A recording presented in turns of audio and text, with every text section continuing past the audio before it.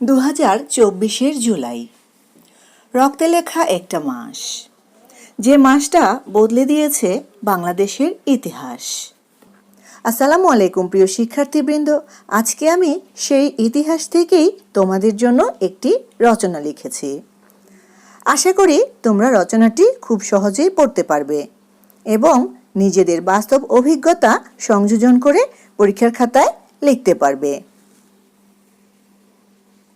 আর হ্যাঁ প্রিয় শিক্ষার্থীবৃন্দ, এই রচনাটিকে তোমরা কিন্তু 4টি ভিন্ন নামে পড়তে পারবে, যেমন জুলাই বিপ্লব 2024, 24-এর গণ অভ্যুত্থান, ছাত্র জনতার গণ অভ্যুত্থান, বৈষম্য বিরোধী ছাত্র আন্দোলন। তো শিক্ষার্থীবৃন্দ, তোমরা যে কোনো একটি নামে রচনাটিকে পড়তে পারবে। তাহলে শুরু করা যাক আজকের রচনাটি। ভূমিকা। বাংলাদেশের ইতিহাসে ছাত্র আন্দোলন সবসময়ই একটি গৌরবময় অধ্যায়। ভাষা আন্দোলন থেকে শুরু করে স্বাধিকার ও স্বাধীনতা সংগ্রাম পর্যন্ত শিক্ষার্থীরাই নেতৃত্ব দিয়েছে। 2024 সালে সংঘটিত বৈষম্য বিরোধী ছাত্র আন্দোলন, যা পরবর্তী সময়ে জুলাই বিপ্লব 2024 নামে ছাত্র জনতার এক বিশাল গণ অভ্যুত্থান। মূলত সরকারি চাকরিতে কোটা সংস্কারের দাবিতে শুরু হওয়া এই আন্দোলন শেষ পর্যন্ত রূপ নেয় সরকার পতনের আন্দোলনে। 5 আগস্ট 2024 সালে তৎকালীন সরকারের পতনের মধ্য দিয়ে এটি এক ঐতিহাসিক পরিণতি লাভ করে। আন্দোলনের কারণ ও বৈষম্যের স্বরূপ। স্বাধীনতার পর 1972 সালে বাংলাদেশে সরকারি চাকরিতে কোটা ব্যবস্থা চালু হয়। তৎকালীন সরকারি চাকরিতে 30% মুক্তিযোদ্ধা কোটা, 10% নারী, 10% জেলা, 5% ক্ষুদ্র জাতিগোষ্ঠী এবং 1% ছিল প্রতিবন্ধী কোটা। সব মিলিয়ে 56% কোটা ছিল মেধাবীদের সাথে এক ধরনের বৈষম্যের শামিল। তাই এ ব্যবস্থা সংস্কারের দাবিতে চাকরি প্রত্যাশী ও সাধারণ শিক্ষার্থীরা কোটা সংস্কার আন্দোলন শুরু করে। তথ্যসূত্র প্রথম আলো, 4 মার্চ 2018। বৈষম্য বিরোধী ছাত্র আন্দোলনের পটভূমি। 2018 সালের 4 অক্টোবর সাধারণ শিক্ষার্থীদের লাগাতার আন্দোলনের পরিপ্রেক্ষিতে সরকার প্রথম ও দ্বিতীয় শ্রেণীর সরকারি চাকরিতে কোটা ব্যবস্থা বাতিল ঘোষণা করে পরিপত্র জারি করে।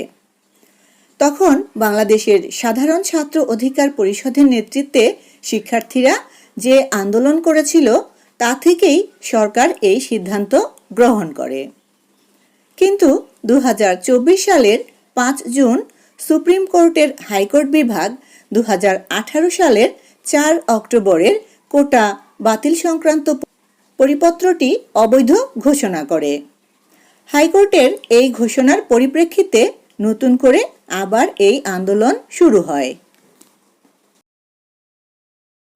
আন্দোলনের সূত্রপাত। সুপ্রিম কোর্টের হাইকোর্ট বিভাগ 2018 সালের 4 অক্টোবর সরকারি চাকরিতে কোটা বাতিল করে জারি করা পরিপত্রের অবৈধ ঘোষণা করলে বৈষম্য বিরোধী ছাত্র আন্দোলনের সূত্রপাত ঘটে। আন্দোলনকারীদের মূল দাবি ছিল কোটার যৌক্তিক সংস্কার। বৈষম্য বিরোধী ছাত্র আন্দোলনের বিকাশ। মূলত কোটা আন্দোলনকে কেন্দ্র করেই বৈষম্য বিরোধী ছাত্র আন্দোলন শুরু হয়। প্রথম দিকে শান্তিপূর্ণ আন্দোলন চললেও পরে সরকারি দমন পীড়নের কারণে তা সহিংস রূপ লাভ করে। আন্দোলনের এক পর্যায়ে 16 জুলাই বেগম রোকেয়া বিশ্ববিদ্যালয়ের শিক্ষার্থী আবু সাইদ শহীদ হন। এরপরেই আন্দোলন বিকাশ লাভ করে। ছাত্র আন্দোলনের রূপরেখা। 2024 সালের 1 জুলাই বাংলাদেশের সাধারণ শিক্ষার্থীদের সংগঠনটি সৃষ্টি হয় এবং সৃষ্টির পরপরই আন্দোলন সফল করার জন্য 8 জুলাই সংগঠনটি 65 সদস্য বিশিষ্ট একটি কমিটি ঘোষণা করে। যার মধ্যে 23 জন ছিলেন সমন্বয়ক এবং 42 জন সহ সমন্বয়ক। আন্দোলনের মাত্রা বৃদ্ধি পাওয়ার পর 3 আগস্ট সংগঠনটি দেশের বিভিন্ন শিক্ষা প্রতিষ্ঠানের শিক্ষার্থীদের নিয়ে 158 সদস্যের সমন্বয়ক দল গঠন করা হয়, যার মধ্যে 49 জন সমন্বয়ক ও 109 জন সহ সমন্বয়ক ছিলেন। আন্দোলনকে সফল করার জন্য সংগঠনটি বিভিন্ন কর্মসূচি গ্রহণ করে এবং কেন্দ্রীয় শহীদ মিনারে দেয়া হয় অসহযোগ আন্দোলনের রূপরেখা। সারা দেশে শিক্ষার্থীদের ভূমিকা। বৈষম্যবিরোধী ছাত্র আন্দোলনে সারা দেশের শিক্ষা প্রতিষ্ঠানগুলোর শিক্ষার্থীদের অবদান ছিল। তবে এ আন্দোলনের সূচনা হয়েছিল মূলত ঢাকা বিশ্ববিদ্যালয় থেকেই। এর কয়েকজন সমন্বয়কও ছিল ঢাকা বিশ্ববিদ্যালয়ের শিক্ষার্থী। রাজু ভাস্কর্য, অপরাজেয় বাংলা, কেন্দ্রীয় গ্রন্থাগার, শাহবাগ চত্বর সহ গোটা বিশ্ববিদ্যালয় এলাকাই ছিল বৈষম্য বিরোধী ছাত্র আন্দোলনের মূল প্রাণকেন্দ্র। এই আন্দোলন সংগঠিত হওয়ার পর থেকে একাধিক সমন্বয়ককে তার নেতৃত্বে দেখা গেছে। এই আন্দোলনে উল্লেখযোগ্য ভূমিকা পালন করে প্রাইভেট বিশ্ববিদ্যালয়ের শিক্ষার্থীরাও। আন্দোলন দমনের নামে সরকার বিশ্ববিদ্যালয় সহ সকল শিক্ষা প্রতিষ্ঠান বন্ধ ঘোষণা করে। তারা ভেবেছিল শিক্ষা প্রতিষ্ঠান বন্ধ করলেই আন্দোলন স্তিমিত হয়ে যাবে, কিন্তু প্রাইভেট বিশ্ববিদ্যালয়ের শিক্ষার্থীরা তাদের সে ধারণা পাল্টে দেয়।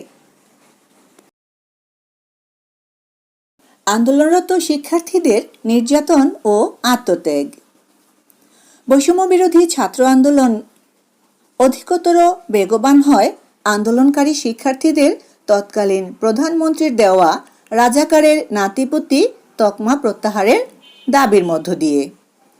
এ লক্ষ্যে সারা দেশের শিক্ষা প্রতিষ্ঠানের শিক্ষার্থীরা আন্দোলন ও বিক্ষোভ প্রদর্শন করে, কিন্তু তাদের সে আন্দোলনে ইতিবাচক সাড়া না দিয়ে সরকারি বাহিনী তাদের উপর ন্যাক্কারজনক হামলা চালায়। সারা দেশে অসংখ্য শিক্ষার্থী আহত হয় ও প্রাণ দেয়। আবু সাইদের বুক পেতে দাঁড়ানো, মুগ্ধর পানির বোতল হাতে ছুটে চলা, এই ছবিগুলো সারা দেশের মানুষকে নাড়া দেয়। শত শত শহীদের রক্তের বিনিময়ে আন্দোলন আরও বেগবান হয়। ইন্টারনেট ব্ল্যাকআউট ও প্রতিরোধ। তৎকালীন সরকার আন্দোলন দমাতে কারফিউ জারি করে এবং কয়েকদিনের জন্য ইন্টারনেট বন্ধ করে দেয়, কিন্তু মানুষ থেমে থাকেনি। দেয়াল লিখন, পোস্টার, মানববন্ধন আর মুখে মুখে খবর ছড়িয়ে প্রতিবাদ চলতে থাকে। এই সময়ের গ্রাফিতি ও শিল্পকর্ম পরে বিপ্লবের প্রতীক হয়ে ওঠে। শিক্ষার্থীদের 9 দফা। 21 জুলাই বৈষম্য বিরোধী ছাত্র আন্দোলনের একটি বিবৃতিতে 9 দফা দাবি জানিয়ে শাটডাউন চালিয়ে যাওয়ার ঘোষণা দেয়।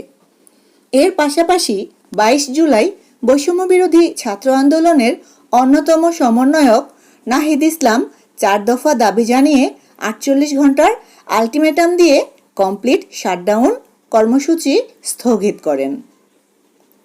এই 4 দফার মধ্যে ছিল 48 ঘন্টার মধ্যে ইন্টারনেট চালু, ক্যাম্পাসগুলো থেকে আইনশৃঙ্খলা বাহিনী প্রত্যাহার করে ক্যাম্পাস চালু, সমন্বয়ক ও আন্দোলনকারীদের নিরাপত্তা প্রদান এবং কারফিউ প্রত্যাহার। ছাত্র আন্দোলন থেকে গণ আন্দোলন। কোটা সংস্কার আন্দোলন থেকে গড়ে ওঠা বৈষম্য বিরোধী ছাত্র আন্দোলন শেষ পর্যন্ত শুধু ছাত্রদের মধ্যে সীমাবদ্ধ থাকেনি। ফ্যাসিবাদের দীর্ঘ অত্যাচারে অতিষ্ঠ সর্বস্তরের জনতাও ছাত্রদের সাথে একাকার হয়ে যায়। ফলে দেশব্যাপী অসংখ্য শিশু, যুবক, নারী, পুরুষ, ছাত্র, বৃদ্ধসহ নানা বয়স ও শ্রেণী পেশার মানুষ রাস্তায় নেমে আসে। 1 দফার অসহযোগ আন্দোলন। বৈষম্য বিরোধী আন্দোলন শেষ পর্যন্ত সরকার পতন আন্দোলনের রূপ নেয়। জুলাইয়ের তৃতীয় সপ্তাহে এসে আন্দোলনের মূল দাবি হয়ে দাঁড়ায় সরকারের পদত্যাগ। এক দফা এক দাবি, স্বৈরাচারের পদত্যাগ, এই স্লোগানে রাজপথ কেঁপে ওঠে। ছাত্ররা সরকারের পতনের এক দফা দাবিতে অনির্দিষ্ট কালের জন্য সর্বাত্মক অসহযোগ আন্দোলনের ডাক দেয়। ফ্যাসিবাদের পতন। বৈষম্যবিরোধী ছাত্র আন্দোলনের এক দফার প্রেক্ষিতে বাংলাদেশে দীর্ঘদিনের ফ্যাসিবাদের শাসনের অবসান ঘটে। আন্দোলনকারীরা প্রথমে 6 August long march to Dhaka কর্মসূচি ঘোষণা করে, কিন্তু 4 আগস্ট সারা দেশে ছাত্র জনতাকে নির্বিচারে হত্যা ও নির্যাতনের ঘটনায় 6 আগস্টের লং মার্চ টু ঢাকা কর্মসূচি একদিন এগিয়ে 5 আগস্ট করা হয়। এদিন সারা দেশের ছাত্র জনতাকে ঢাকা অভিমুখে আসার আহ্বান জানানো হয়। সকাল থেকে গোটা জাতি উদ্বেগ উৎকণ্ঠার মধ্যেই ছাত্র জনতার ঢাকামুখী ঢল সরকারের পতন ত্বরান্বিত করে। 5 আগস্ট দুপুরে গণ অভ্যুত্থানের মুখে তৎকালীন প্রধানমন্ত্রী পদত্যাগ করেন এবং দেশ ত্যাগ করেন। বিজয়। টানা 3 সপ্তাহের কঠোর আন্দোলন ও আন্তর্জাতিক চাপের মুখে 2024 সালের 5 আগস্ট সরকারের পতন ঘটে। এরপর দেশে অন্তর্বর্তীকালীন সরকার গঠিত হয়। দীর্ঘদিনের ক্ষোভের অবসান ঘটে জনতার বিজয়ে। জুলাই বিপ্লবের তাৎপর্য। জুলাই গণ অভ্যুত্থান এক অভূতপূর্ব অভ্যুত্থান, যার নজির পৃথিবীতে আর নেই। এই বিপ্লব প্রমাণ করেছে অন্যায়ের বিরুদ্ধে তরুণরাই পারে রুখে দাঁড়াতে। এটি ছিল বৈষম্যের বিরুদ্ধে, দুর্নীতির বিরুদ্ধে এবং গণতন্ত্রের পুনঃপ্রতিষ্ঠার আন্দোলন। জুলাই বিপ্লব বাংলাদেশকে নতুন করে স্বপ্ন দেখিয়েছে, একটি বৈষম্যহীন ন্যায়ভিত্তিক রাষ্ট্রের স্বপ্ন। উপসংহার। বৈষম্যবিরোধী ছাত্র আন্দোলন বাংলাদেশে নতুন ইতিহাস সৃষ্টি করেছে। জুলাই বিপ্লব শুধু একটি ঘটনা নয়, এটি একটি চেতনা। শহীদদের রক্তে লেখা এই অধ্যায় আমাদের মনে করিয়ে দেয় যে জনগণই সকল ক্ষমতার উৎস। ভবিষ্যতের বাংলাদেশ গড়তে হলে জুলাইয়ের শিক্ষা, ত্যাগ ও আদর্শকে ধারণ করতে হবে। তাহলেই শহীদদের আত্মত্যাগ সার্থক হবে। প্রিয় শিক্ষার্থীবৃন্দ, রচনাটি কেমন লাগলো কমেন্টে জানিয়ে যেও। পরবর্তী ভিডিওতে তোমাদের সাথে আবার কথা হবে। সে পর্যন্ত সবাই অনেক ভালো থাকবে। আল্লাহ হাফেজ।